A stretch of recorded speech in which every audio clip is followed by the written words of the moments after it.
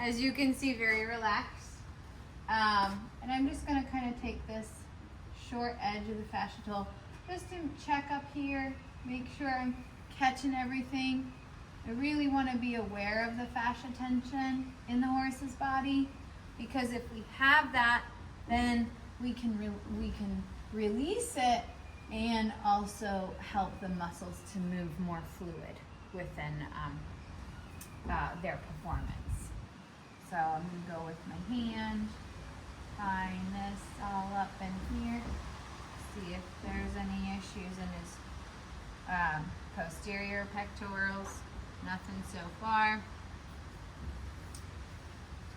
And I'm going to take this short tool, the short side of the fascia tool, and he's a little bit more like, yeah, what are you doing? Not too bad. You're a good boy.